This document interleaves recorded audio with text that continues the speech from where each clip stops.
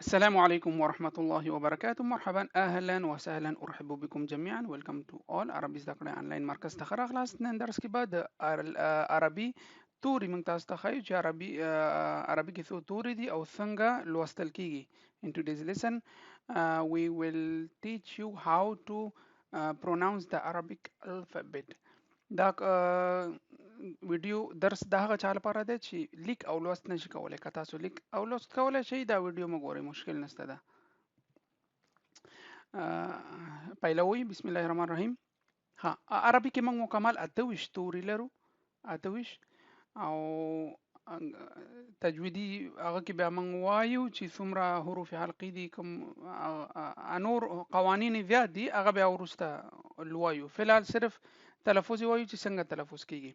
ها، الف الف الف، با با با،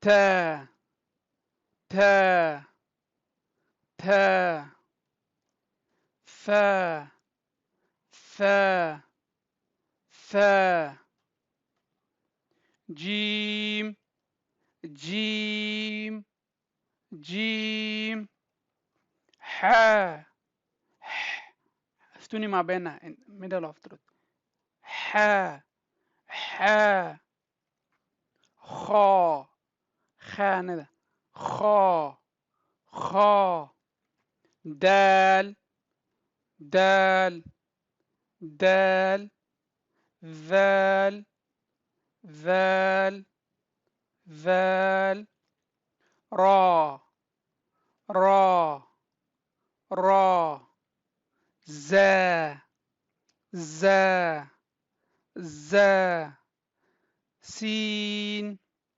سين سين. یو ثا ده په عدل د ثا، بل سین ده.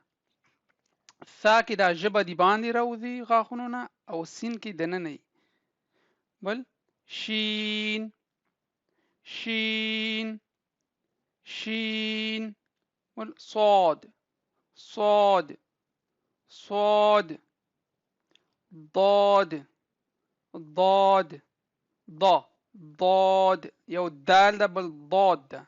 دال ساده وای دال، ضاد پټکه خوله، ضاد ضاد، بل طا طا طا، بل ظا ظا ظا، یو زا ده دلته زا بل ظا، فرق کوي، دا زا زا بل ظا ظا، بل عين عين عين،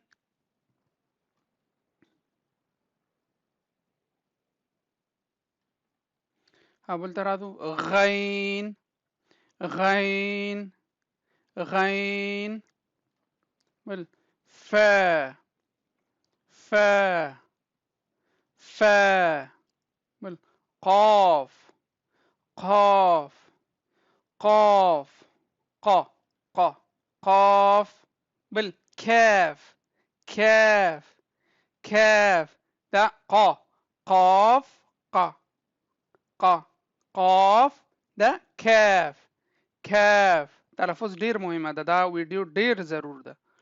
قاف كاف كاف، لام لام لام، ميم ميم ميم، نون نون نون، واو واو واو، ها ها ها، همزة همزة همزة، يا يا يا، دا يا يا. نو دا موږ نننی درسو د دې لیکل بل ویډیو کې تاسو ته ښیم چې دا عربي توري لیکل څنګه کیږي. دا درسونه سلسله موږ موږ 3 سلسلې لرو، هغه تشریح نه کوم، لنډه وایم چې دا یو سلسله د هغه چا لپاره ده چې لیک او لوست نشي کولای. ابتدا نه موږ ورته ښیو چې څنګه دا حروف لیکل کیږي، څنګه بیا نور حروفونه کلمه جوړیږي، کلمې څنګه لیکل کیږي.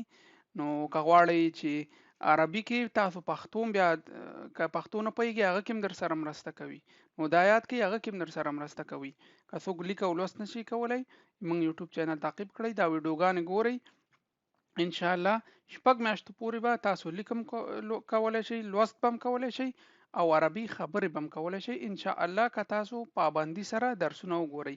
نو دا ویډیو یو ځل بیا وګورئ، که څه مشکل پوښتنه وي موږ ته ووایئ کومنټ کې، او تاسو نه خپل نظر غواړم چې د دې درسونو په اړه کې تاسو څه وایئ، او نننی درس کې کم کمبودي وه کم کمبودي نه وه، هیله کوم کومنټ کې ووایئ. او درسونه دی په خاطر لایک کوئ چې دا نورو ته ورسیږي، تاسو چې لایک کوئ نو هغه یوټیوب نورو ته ښیي. نو ډیره مننه، دعاګانو کې میاد ساتئ، ښه وخت ولرئ، تل بل درسه پورې تاسو په الله سپارم.